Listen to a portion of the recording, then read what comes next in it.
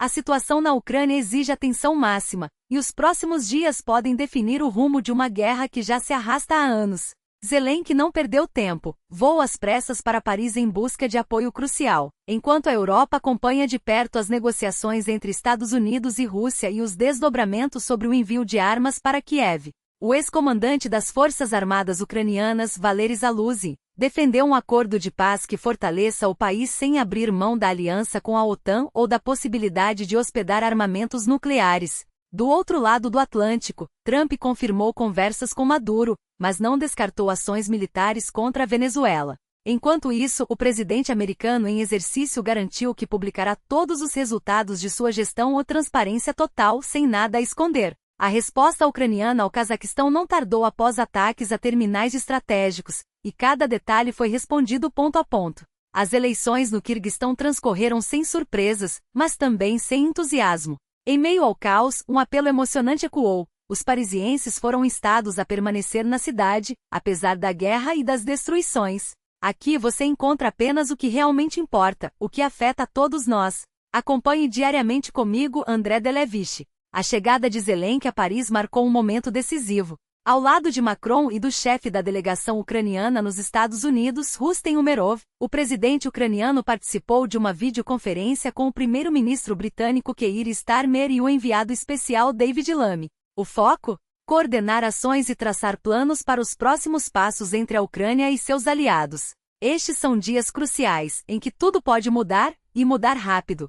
Ontem a delegação ucraniana esteve em negociações intensas nos Estados Unidos. Amanhã, um representante americano desembarcará em Moscou. O esforço para encerrar essa guerra é incansável, e é preciso fazê-lo com dignidade. Se todos trabalharem não apenas com empenho, mas com honestidade, visando a paz e garantias reais de segurança, há uma chance real de alcançarmos o que a Ucrânia, a Europa e até os Estados Unidos precisam para seus interesses de longo prazo. Sim, às vezes parece que cada um segue seu próprio caminho. América, Europa, Ucrânia. Mas a verdade é que todos compartilhamos a mesma necessidade, segurança e desenvolvimento econômico estável. Nosso objetivo comum é simples: viver sem guerra. A Rússia precisa pôr fim a esse conflito, que ela mesma iniciou e insiste em prolongar. Essa é uma guerra exclusivamente dela. Nos próximos dias, as conversas entre delegações americanas e russas trarão clareza. Moscou realmente quer avançar ou não? Enquanto isso, a França continuará apoiando todos os esforços pela paz, assim como o fortalecimento da resistência ucraniana. As sanções contra a Rússia não serão suspensas, e isso é uma questão de coerência e de nossa própria segurança. As negociações na Flórida foram a última tentativa de Kiev de convencer figuras como Sullivan e Blinken a se posicionarem firmemente ao seu lado antes das conversas com os russos, segundo fontes da Bloomberg. O encontro entre o enviado especial dos Estados Unidos e Putin está marcado para terça-feira, 2 de dezembro, no período da tarde, conforme confirmou o porta-voz do Kremlin, Dmitry Peskov. Em meio ao turbilhão, o chefe da diplomacia europeia, Josep Borrell, alertou: as próximas semanas podem ser um ponto de virada para a diplomacia em torno da Ucrânia. Durante reunião de ministros da defesa da UE em Bruxelas, ele destacou que na segunda-feira discutirá com os ministros ucranianos de defesa e relações exteriores para alinhar posições diante da intensificação dos esforços diplomáticos. A realidade é clara: a Rússia não quer a paz.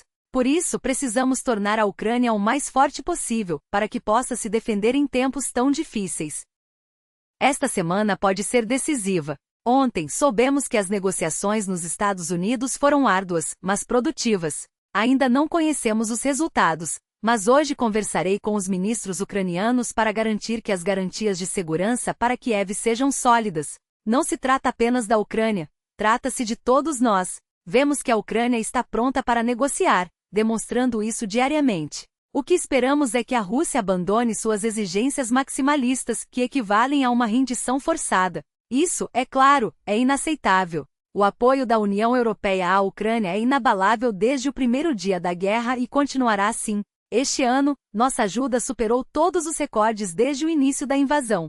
Acabei de anunciar um novo pacote de 250 milhões de euros para fortalecer Kiev por meio da iniciativa Peace Facility. Todos os dias testemunhamos ataques brutais contra a Ucrânia, com consequências devastadoras para sua infraestrutura energética e para a vida cotidiana de seu povo. A única maneira de ajudar Kiev rapidamente é fornecer armas dos estoques americanos, mísseis antiaéreos caças F-16 e munições, exatamente o que a Ucrânia mais precisa. É por isso que a Irlanda destinou mais 250 milhões de euros. Deixemos uma coisa clara, a Rússia fracassou em sua meta estratégica de dominar todo o Donbas neste verão. Agora, é fundamental intensificar o apoio à Ucrânia. Apoiamos o documento da Comissão Europeia e acreditamos que chegou a hora de usar os fundos de reparação para sustentar Kiev. Essa é a posição da Suíça. Utilizar esses recursos porque os ucranianos precisam de financiamento para continuar sua luta, que tem travado com coragem e determinação excepcionais. Valery Zaluzhin, ex-comandante das Forças Armadas Ucranianas e ex-embaixador no Reino Unido, argumentou que mesmo um cessar-fogo prolongado, sem uma vitória clara, poderia dar à Ucrânia a chance de se reconstruir, promover reformas e trazer de volta seus cidadãos.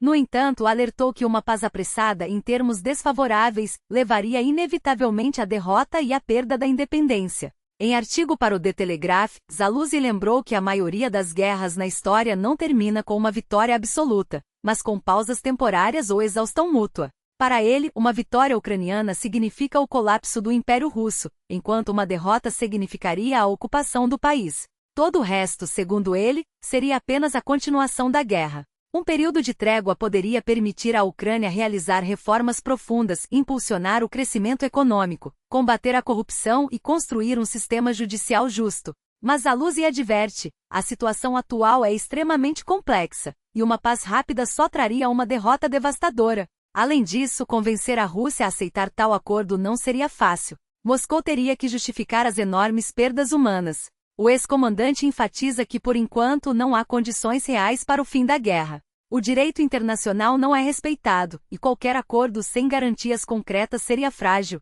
A Ucrânia e o mundo enfrentam um momento crítico, e cada decisão conta.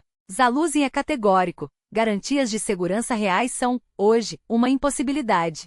Para que a Ucrânia pudesse respirar em paz, seria necessário algo concreto, como a adesão à OTAN, a instalação de armas nucleares em seu território ou a presença de um contingente militar robusto o suficiente para dissuadir qualquer agressão russa. Mas nenhuma dessas opções está sequer em discussão, o que significa na prática que a guerra não se limitará ao campo de batalha. Ela se estenderá por anos, travada não apenas com tanques e mísseis, mas também nas mesas de negociação, nos corredores do poder e nos mercados globais. O objetivo estratégico da Ucrânia, segundo o ex-comandante, é claro: desmantelar, de uma vez por todas, a capacidade da Rússia de repetir sua agressão no futuro.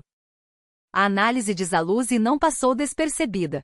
O senador republicano Lindsey Graham, por exemplo, reconheceu a precisão do diagnóstico sobre as intenções de Moscou e os riscos de um acordo apressado. No entanto, foi incisivo ao rejeitar as soluções propostas. Para ele, exigências como a entrada da Ucrânia na OTAN ou a instalação de armas nucleares em seu solo ultrapassam, e muito, os limites do que é viável. Em um momento em que o mundo oscila entre a urgência da paz e a necessidade de segurança duradoura, Graham alerta: qualquer estratégia deve se ater ao que é realmente alcançável. E nesse cenário, as propostas de Zaluzhin beiram o inaceitável. Enquanto isso, a OTAN se prepara para um confronto prolongado com a Rússia, mas com um detalhe crucial: o apoio dos Estados Unidos está se tornando cada vez mais incerto. Relatórios de inteligência indicam que Washington está gradualmente reduzindo seu engajamento na Europa para redirecionar recursos para a Ásia. Isso significa que, em breve, os aliados europeus terão que contar quase exclusivamente com suas próprias forças. Recentes exercícios militares na Romênia, liderados pela França, expuseram as fragilidades do bloco. Embora as tropas tenham demonstrado capacidade de defesa autônoma, as lacunas são evidentes, especialmente em logística, sistemas de defesa aérea, inteligência e precisão em ataques de longo alcance, áreas em que a Europa ainda depende pesadamente dos Estados Unidos. Do outro lado do conflito, a Ucrânia continua a golpear alvos estratégicos russos, mas com uma mensagem clara: suas ações são estritamente defensivas. Após ataques a terminais de petróleo em território russo, a vice-ministra das Relações Exteriores da Ucrânia, Emine Zaparova, reforçou que as operações visam apenas enfraquecer a máquina de guerra de Moscou, em conformidade com o artigo 51 da Carta da ONU.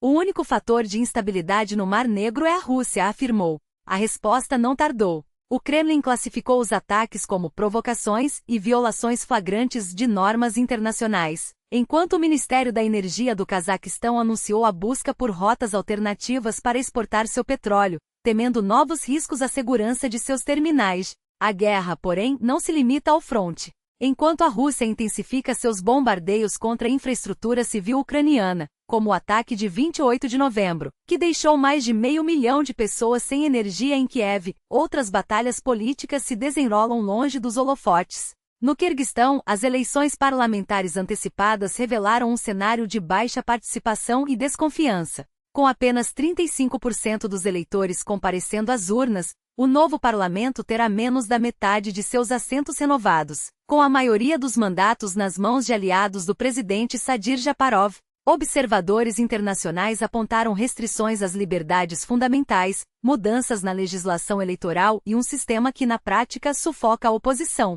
Ainda assim, houve avanços. A nova composição reserva 30 cadeiras para candidatos de distritos uninominais, com 41% das candidaturas ocupadas por mulheres. Enquanto isso, nos Estados Unidos, a tensão com a Venezuela escalou. O ex-presidente Donald Trump declarou o espaço aéreo venezuelano fechado sem detalhar as razões, mas deixando claro que Caracas é vista como uma ameaça. Eles enviaram milhões de pessoas para cá, muitas delas criminosas, membros de gangues e cartéis de drogas, afirmou, em uma retórica que mistura imigração e segurança nacional. Questionado se isso sinalizava um possível ataque aéreo, Trump desconversou. Não leiam nada além do que foi dito. Horas depois, confirmou ter conversado por telefone com Nicolás Maduro, mas se recusou a dar detalhes. Não foi bom nem ruim. Foi apenas uma ligação. A polêmica, no entanto, não se restringiu à Venezuela. Nos Estados Unidos, a pressão por transparência sobre a saúde de Trump cresce. O governador de Minnesota e ex-candidato a vice-presidente, Tim Walz, lidera o coro de democratas exigindo a divulgação de seus exames médicos, questionando sua capacidade física e mental para governar. Trump, por sua vez, rebateu as críticas com ironia, enquanto a controvérsia envolvendo o secretário de Defesa, Lloyd Austin, ganhava novos capítulos. Após um ataque no Oriente Médio que deixou 2 mortos, Austin negou o envolvimento dos Estados Unidos, mas a falta de clareza alimentou especulações. Quando perguntado se ficaria satisfeito caso os Estados Unidos tivessem ordenado o ataque, Trump foi sucinto. Ele disse que não fez. Acredito nele 100%.